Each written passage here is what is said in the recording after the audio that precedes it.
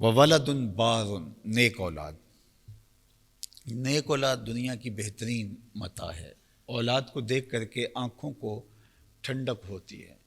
اولاد نیک اور صالح ہو تو بوڑھے بھی جوان ہو جاتے ہیں، اور اولاد بدکار اور بری نکل آ جائے تو جلد بڑھاپا پلٹ آتا ہے، بہت جلد بڑھاپا آ جاتا ہے۔ اس لیے جو اللہ سے جب ہم حسنات مانگ رہے ہوتے ہیں تو اس میں نیک اولاد مانگ رہے ہوتے ہیں۔ اولاد، ایک تو اولاد کا ہونا، اور دوسرا اولاد کا ہونے کے بعد اس کا نیک ہونا۔ بعض اوقات انسان رو رو کے اللہ سے دعائیں مانگ مانگ کے اولاد لیتا ہے، اور بعد میں وہ اولاد اچھی نہ نکلے تو وہ کہتا ہے یا اللہ اس سے تو میں بے اولاد ہوتا تو وہ اچھا تھا۔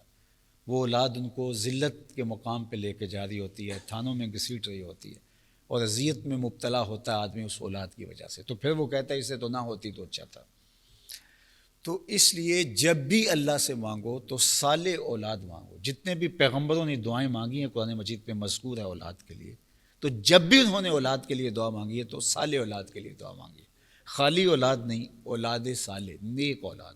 تو جب بھی اللہ سے دعا مانگو تو نیک اولاد کی دعا مانگو، چونکہ اولاد آنکھوں کی ٹھنڈک تبھی ہے جب وہ نیک ہے، فرما بردار ہے، مطیع ہے، ماں باپ کے کہے میں ہے اور ان کی خدمت گزار ہے۔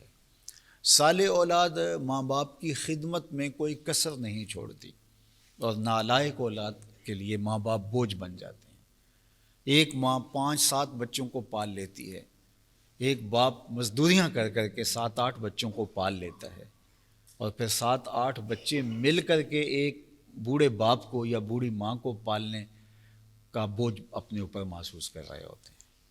بچہ کتنا ہی بیمار کیوں نہ ہو، حتیٰ کہ معذور بچے پیدا ہو جاتے ہیں، اور مائیں کس طرح ان معذور بچوں کی خدمت کرتی ہیں۔ اور جب بھی ماں کی زبان سے سنو تو جب بچوں کی بیماریاں بہت زیادہ بڑھ جاتی ہیں تو ماں یہی کہتی ہے یا اللہ میرے بچے کو صحت دے دے، اور ماں کے سامنے بھی کوئی یہ نہیں کہہ سکتا کہ جس اذیت میں ہے تو اللہ اسے موت دے دے، ماں کے سامنے کوئی یہ کہنے کی ہمت نہیں کر سکتا۔ لیکن باپ بوڑھا ہو گیا، ماں بوڑھی ہو گئی اور تکلیف اذیت بڑھ گئی تو بعض کا تو اولاد خود ہی کہہ دیتی ہے اچھا اللہ دعا کرو اللہ سے پردہ دے دے، یا وہ نہ بھی کہیں تو لوگوں کو ہمت ہوتی ہے کہ ان کے سامنے کہہ لیں کہ اللہ آپ کے ماں باپ کو پردہ ہی دے دے۔ تو وہ پردے کی دعا اولاد کے سامنے کی جا سکتی ہے، اولاد خود بھی کر لیتی ہے، لیکن اس سے کہیں بڑھ کر کے اولاد اذیت میں ہو تو ماں باپ کبھی یہ نہیں مانتے، تو یہ ان کی ایک محبت ہوتی ہے۔ لیکن یہ بات میں عمومی طور پہ کر رہا ہوں، لیکن جو صالح اور بار اولاد ہے، نیک اولاد ہے، وہ اپنے والدین کے لیے جو ہے وہ ہمیشہ پیار کے، شفقت کے بازو پھیلا کے رکھتی ہے، اور وہ سعادت سمجھتی ہے ان کی خدمت کو۔ یہ ایک شاعر ہوا ہے احسان دانش، تو اس کی ماں جب بیمار ہو گئی تو یہ اپنی بیوی کو ہاتھ نہیں لگانے دیتا تھا، وہ کہتا تھا میری ماں ہے اور یہ سعادت میں ہی سمیٹوں گا، اور وہ خود بڑھ کر کے اپنی ماں کی خدمت کرتا تھا کہ میری ماں کی خدمت میرے ذمہ ہے۔